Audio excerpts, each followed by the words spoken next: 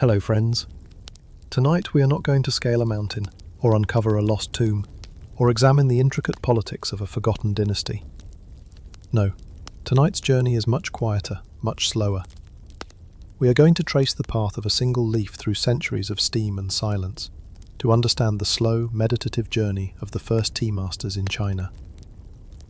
The pace of this story is intentionally gentle, designed to quiet the mind. In fact, you might not survive this without falling comfortably asleep. So, before you get too comfortable, take a moment to like the video and subscribe, but only if you genuinely enjoy what I do here. It quietly helps this small channel grow. And as we always do, I invite you to leave a comment telling me what time it is and where you are listening from in the world. It's always a comfort to know we are all sharing this quiet moment together, across so many different time zones. Now, turn down the lights, maybe put on a fan for some gentle background noise, and let's begin our journey for tonight. Your journey does not begin in a pristine tea house with silk cushions and the delicate sound of a distant gong. It begins here, with the damp chill of pre-dawn mist clinging to your simple robes. You are standing on a mountainside, in what will one day be called Yunnan, the land south of the clouds. The air is thick with the scent of wet earth, decaying leaves, and the sharp, clean fragrance of pine. Below you, the world is a sea of white, clouds obscuring the valleys, making this mountain feel like an island in the sky. You are not yet a master. You are not even a student, really. You are an observer, a shadow, following a man whose age is impossible to guess. He moves with a slowness that seems to synchronize with the dripping of water from the ancient trees around you. He is your Shifu, your teacher, and his lessons are rarely spoken. Today's lesson, it seems, is about seeing. He stops, not with a sudden halt, but a gradual easing into stillness, like a river current meeting a stone. He points with a long, bony finger towards a cluster of unassuming shrubs. To you, they look like any other plant clinging to the mountainside, their leaves dark, waxy, and unremarkable. But he sees something else. You watch as he approaches one, his hands moving with a reverence you've only seen reserved for sacred scrolls. He doesn't pluck the leaves. He communes with them. He touches a leaf, runs a thumb along its serrated edge and nods, a silent conversation passing between man and plant. This, he finally says, his voice as low and rough as old bark, is Cha, the source. He begins to tell you a story, not as a lesson but as one might recount a dream. He speaks of Shen Nong, the divine farmer, the mythical emperor who roamed these very mountains thousands of years ago. Shen Nong, whose stomach was said to be transparent, tested hundreds of herbs on himself to discover their properties. One afternoon, while resting under a wild tea tree and boiling some water to drink, a few leaves drifted down from an overhanging branch and fell into the pot. Curious, he let them steep. When he drank the resulting infusion, he felt a remarkable clarity spread through his body, as if the liquid were washing away fatigue and confusion from the inside out. He felt it travel through his transparent stomach, cleansing every part of his being. Your teacher gestures to the vast, cloud-filled expanse around you. His spirit is still here, he murmurs. He still watches the leaves. After gathering a small basket of these dark, unassuming leaves, you follow him back to the simple stone and wood hut that clings to the mountainside like a stubborn mushroom. There is no ceremony here, no elegant porcelain. There is a crackling fire in a clay pit, and a heavy iron pot hanging over it. And what you witness next is nothing like the graceful ritual you might have imagined. While historical records are sparse, many ethnobotanists suggest that the earliest use of tea was far from a delicate art. It was a rustic, medicinal, and often communal practice. Your teacher demonstrates this ancient way. He takes the fresh leaves and crushes them slightly in a stone mortar, not with violence but with a steady, rhythmic pressure. The air fills with a green, vegetal smell, intensely bitter and wild. He then adds the bruised leaves not to a teapot but directly into the iron pot of simmering water. But he doesn't stop there. To your surprise, he adds a scoop of uncooked rice, a few slivers of dried ginger, and then, most bizarrely, a small rough crystal of salt. He stirs the mixture with a wooden ladle, and the concoction begins to bubble and thicken. It looks less like a beverage and more like a thin, savoury porridge. The aroma is confusing, earthy, spicy, briny, and sharp all at once. This is the original tea. A brew meant not for contemplation, but for sustenance and medicine. A way to warm the body, focus the mind, and ward off the damp sickness of the mountains. He ladles the thick, greenish-brown liquid into 2 simple clay bowls. The steam that rises is hot and smells of the forest floor after a heavy rain. He hands one to you, his eyes indicating that you are to drink. You lift the bowl to your lips. It is not an elegant sip. The liquid is hot and textured with bits of leaf and softened rice. The taste is overwhelming at first, a powerful wave of bitterness that shocks your palate, immediately followed by the warmth of the ginger and a faint, savoury hint of salt. It is not pleasant. It is not refined. It is real. You drink slowly, feeling the intense warmth spread from your chest out to your fingertips. The bitterness, though strong, is not aggressive. It is cleansing. As you finish the bowl, you feel the fog of the early morning start to lift, not just from the mountain, but from your mind. Your thoughts feel clearer, calmer. The world seems to be in sharper focus. You look at your teacher, who is silently sipping from his own bowl, his gaze lost in the swirling steam. He has not said a word about technique, about flavour profiles, about the proper way to hold the bowl. He has simply shared an experience. The first lesson is complete. The path of the tea master does not begin with the pursuit of pleasant flavours, but with an honest encounter with the raw, bitter, and powerful spirit of the leaf. And as you sit in the quiet warmth of the hut, the clouds outside begin to part, revealing the vast, silent, green world below. The seasons begin to turn on the mountain. The sharp chill of early spring gives way to the thick, humid blanket of summer. The strange, salty broth you first drank is now a familiar ritual, a morning anchor that grounds you in the day. You have learned to identify the subtle differences in the leaves, to know which ones carry the energy of the sun, and which ones hold the quiet of the moon. You have learned the rhythm of the mountain, but your understanding of tea remains shallow, rooted in that first, powerful sip of bitterness. You feel there is more to this path, a gate that remains closed to you. One afternoon, as the cicadas hum in a lazy, droning chorus, your teacher shows you that you are correct. He gestures to the crude bowl of tea soup in your hands. "This is the root," he says, his voice quiet. It is honest and strong, but a tree is more than its root. It has a trunk, branches, and leaves that dance in the sky. To know the leaf, you must learn its dance.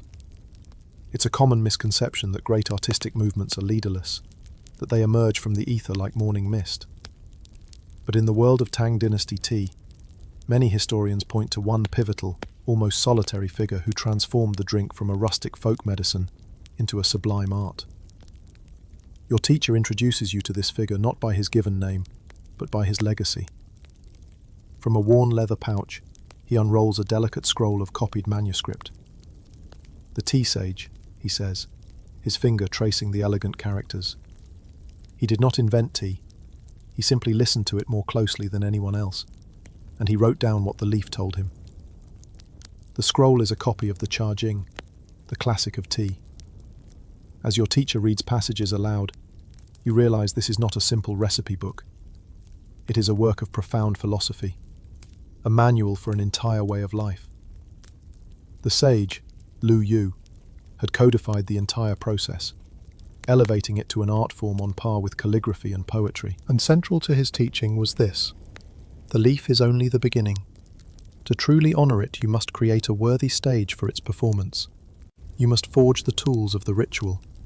Your work begins not with leaves, but with the elements. Your teacher leads you to a vein of rich, dark clay by a hidden stream.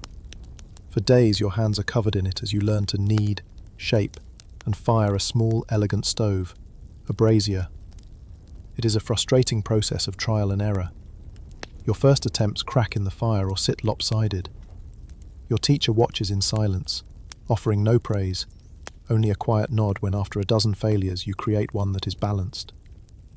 He shows you how to carve 3 small legs for it, representing, he says, the 3 pillars of wisdom: the teachings of the Buddha, the Tao, and the great sage Confucius. This is not merely a stove to boil water. It is a philosophical altar. Next comes the wood. You learn to carve a roller and a mallet from a fallen cassia branch.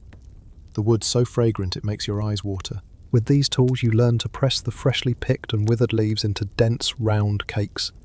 The process is slow and requires immense patience. You press too hard, the cake is brittle, too soft, and it will not hold. This is how tea will be stored and transported, its essence locked away until it is awakened by fire and water. You remember the simple crushed leaves from your first day and realise this is a profound evolutionary way of preserving a fleeting moment of the mountain's life. But the most important lesson is not of earth or wood, but of water. One morning you set out with buckets, but your teacher leads you past the gushing waterfall whose roar fills the valley. This water is angry, he says. It is full of its own voice. It will not listen to the leaf. He leads you past a still, quiet pond surrounded by ferns. This water is asleep, he says. It has no energy. It will dull the leaf's spirit. You walk for another hour, climbing higher, until you reach a place of deep, profound silence.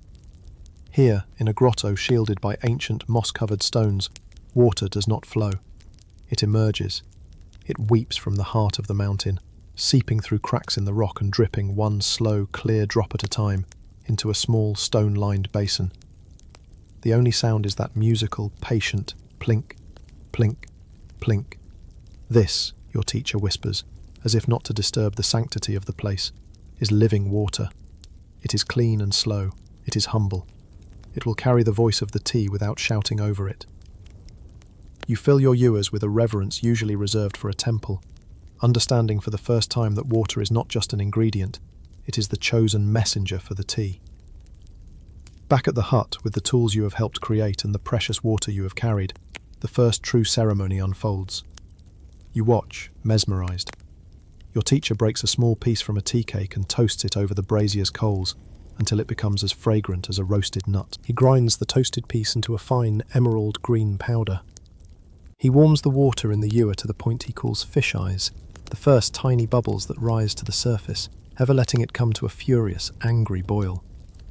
He whisks a small amount of the powder into a warm bowl, adds the water, and begins to move a bamboo whisk with a swift, practiced motion.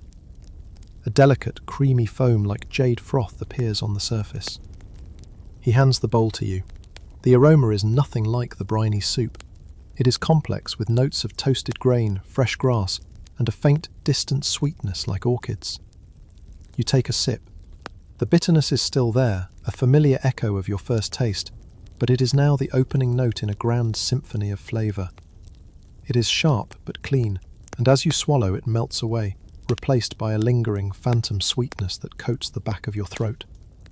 This is huigan, the returning sweetness, the memory of the tea. You look down at your hands, still calloused from shaping the clay and carving the wood. You look at the brazier, the grinder, the whisk. These are not just objects. They are extensions of a will, instruments in an orchestra. You have not just made tea. You have shaped the earth, carved the wood, tamed the fire, and courted the water, all to create the perfect, fleeting stage for a single leaf to tell its story. The journey, you now understand, is about creating the silence in which a whisper can finally be heard. Years pass. The world of the misty mountaintop, with its profound silence and singular focus, becomes a memory, not a faded one, but a polished stone you carry in your heart.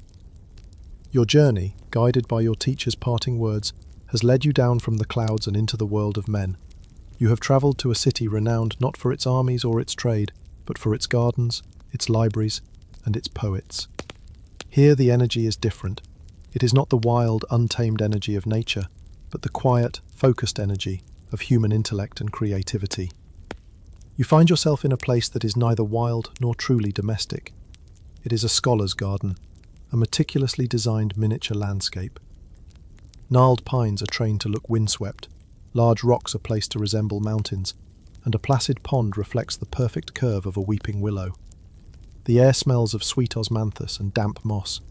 It is a human attempt to capture the essence of the mountain you left behind, to tame it and make it a subject for contemplation. Some sociologists argue that the greatest innovations of a culture are not its technologies but its third places, the neutral grounds where people can gather, interact, and exchange ideas. In the Tang Dynasty, the tea garden and the burgeoning tea house became precisely this. They were serene refuges from the rigid formalities of the court and the solitude of the home, spaces where a scholar, a monk, and a poet could meet as equals, their status temporarily dissolved by the shared, simple act of drinking tea. Tonight, you are the one who will facilitate this quiet magic. You have been invited to serve tea to the garden's owner and his esteemed guests. You are no longer the clumsy apprentice covered in clay. Your movements are now economical and serene, your hands steady. Yet, a quiet nervousness flutters in your chest. These are men whose names are whispered with reverence in the city's academies. They understand nuance and beauty in ways you are only just beginning to grasp. You arrange your simple tools on a low wooden table beside the pond. The brazier you fired with your own hands, now blackened with honourable use. The whisk, its bamboo tines worn smooth. The scholars, dressed in robes of dark silk, settle on cushions around you. They do not speak, they simply watch. The only sounds are the gentle croak of a frog in the pond and the distant melody of a wind chime. You feel their gaze, not as a judgment, but as a focused, shared attention. This is the stage. You begin. You toast a piece of tea cake, the same kind you once made on the mountain, and the familiar, nutty aroma fills the evening air. You grind it into a powder, the rhythmic sound of the stone mill a soft percussion in the stillness. You heat the water you carefully sourced from a natural spring outside the city walls, watching for the moment of fish eyes, just as your master taught you. Everything is as it was on the mountain, yet everything is different. There, the ritual was for you and your teacher alone. Here, it is a performance, a silent conversation with your guests.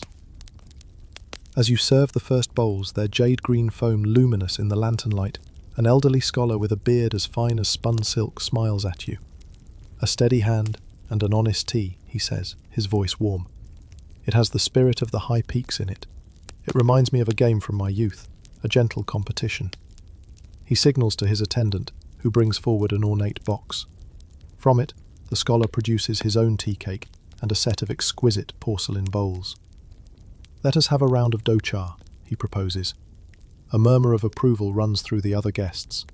This is a tea contest, an artful game born from the growing connoisseurship of the era. It is not a battle for supremacy, but a collaborative exploration of skill. The old scholar explains the rules for the benefit of the evening.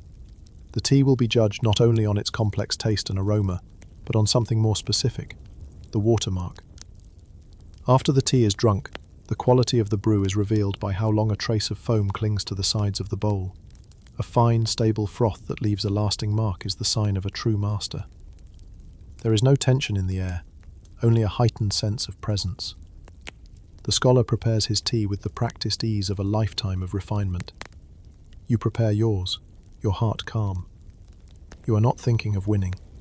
You are thinking of the feel of the whisk in your hand, the sound of the water, the memory of your teacher's quiet nod. The two bowls are presented. The scholars take turns sipping from each, their eyes closed in concentration. They praise the rich, bold flavour of the old scholar's tea, a rare tribute from a far-off province. They praise the clean, wild sweetness of yours, the huigan that returns like a mountain echo. But then, something remarkable happens. The contest is forgotten. Inspired by the moment, the old scholar calls for his brushes. On a long scroll of silk he begins to paint. Not the garden, but the feeling of the tea. His fluid strokes form characters, the short poem about the foam vanishing from the bowl, a metaphor for the beautiful, fleeting moments of life. Another guest, a Taoist philosopher, speaks of how the tea's bitterness is not a flaw but a crucial element, representing the necessary hardships that clear the path to wisdom. The tea has done its work. It has quieted their egos and opened their hearts. It has become a bridge between them, a catalyst for poetry and philosophy. You sit and listen, a humble servant to the leaf. You realize its journey did not end when it was plucked from the mountain. It is still traveling, moving through these men, transforming into words and ideas. And as the full moon rises, casting a silver sheen on the pond's surface, a few simple words form in your own mind. A 4-line poem, as simple and clear as the water you gathered at dawn. You do not say it aloud. You simply hold it, a quiet testament to your own journey. The apprentice who once wrestled with clay has learned to shape a moment of peace. Philosophers have long debated the nature of mastery. Is it the accumulation of perfect technique, a state where every movement is precisely calculated for maximum effect? Or is it the opposite? Is true mastery the complete dissolution of technique, a point where the artist becomes so attuned to their craft that the self disappears, leaving only the act itself? You have lived long enough to know the answer. Decades have passed since you sat in the scholar's moonlit garden. The journey has been long, and it has led you in the end back to where you started, to a simple hut, to the mountains, to the silence. You are an old man now. Your hands are wrinkled and spotted, but they move with the certainty of water flowing downhill. You have your own small tea room, a space of profound simplicity. Its walls are thin paper, filtering the sunlight into a soft, milky glow. It looks out not upon a grand vista, but upon a single gnarled plum tree and a small patch of moss. It is all the world you need. A young novice is with you today, a quiet boy with watchful eyes, who sits just as you once did, waiting for a lesson that may or may not be spoken. You no longer think about the 24 tools of Lu Yu. You no longer consciously measure the water or the tea. The knowledge is not in your mind. It is in your bones, in the muscle and memory of your hands. The craft has become a part of your own breath, and this is where the final lesson begins. Not with the eyes, but with the ears. You place the heavy iron kettle, the tetsubin, on the charcoal brazier. Close your eyes, you tell the boy, and listen. At first there is only the soft hiss of the charcoal, but as the kettle begins to warm, a symphony of tiny sounds emerges. This is a secret the Zen masters discovered through centuries of silent listening. They learned that the water speaks, and that its voice tells you everything you need to know. You describe the sounds to the boy as they happen. The first whisper is like the wind through distant pines. Then comes the sound of shrimp eyes, a barely audible sizzle, then crab eyes, and then fish eyes, the soft bubbling you were taught to recognize so long ago. Finally, as the water reaches its perfect temperature for whisking tea, the sound changes to a continuous, gentle rushing, like a string of pearls rising in a torrent. You do not need to see, you tell the boy. The water tells you when it is ready. You only need to be quiet enough to hear it. In this moment, the disparate threads of your entire life weave themselves together. You understand now that the path of tea was always intertwined with the path of Zen. The shocking bitterness of that first bowl of mountain tea was a form of kensho, a sudden glimpse of reality, unadorned and raw. The patient, frustrating work of crafting your own tools was a form of samu, mindful work, where the focus on the task at hand quiets the noisy mind. The shared experience in the scholar's garden was a lesson in compassion and the interconnectedness of all things. It all leads to this single, profound truth, a phrase whispered in monasteries and tea rooms alike. Cha-zen ichimi. Tea and Zen have one taste, the taste of the present moment. You prepare the tea. Your movements are a seamless flow. You do not think, now I will take the scoop, now I will whisk. Your hand simply moves. The body knows the dance. As the fine, jade-green foam rises in the bowl, you see it all. You see the mist of your first morning, the patient face of your teacher. You see the glow of the fire on the scholar's face, the moonlight on the pond. You see the long, winding road that led from a clumsy boy to the still old man you are now. The journey is not a straight line, but a circle, and it is all held within this one simple bowl. You are not the master making the tea. You are the mountain the leaves grew on. You are the clay that formed the bowl. You are the water that wept from the rock. You are the bamboo that became the whisk. The separation between you and the act has vanished. There is only the steam, rising in a soft, silent column, and then disappearing into the air. You pass the bowl to the young novice. He accepts it with both hands, his eyes wide with a quiet, focused reverence. He takes a sip, and in the subtle shift of his expression, you see the beginning of his own journey, the taste of bitterness, the promise of sweetness. The circle begins anew. You sit back, your work complete. The plum tree outside the window drops a single blossom. You have finally become the silence in the steam. The story is over now. The journey of the tea master has found its way home, to a place of stillness. Let the images from his life gently fade in your mind, the misty mountain morning, the warm glow of the brazier, the quiet focus of crafting a tool, the moon reflected in a scholar's pond, the soft steam rising from a simple bowl. They are just pictures now, softening at the edges, dissolving back into the quiet darkness of your room. There is nothing left to learn, nothing left to follow. The path has been walked. All that remains is the feeling of peace, a sense of warmth spreading slowly through you, just like the warmth from that very first bowl of tea. Feel the weight of your body, comfortable and heavy, sinking softly into the surface beneath you. The day is done. The stories have been told. Let the details blur and drift away, like clouds passing in the night sky. Your only task now is to breathe. A slow, easy breath in, and a long, gentle breath out. In and out, a quiet rhythm, like the steam rising and fading, rising and fading. There is nothing left to do, nothing left to think about, only rest. Sleep well. Good night.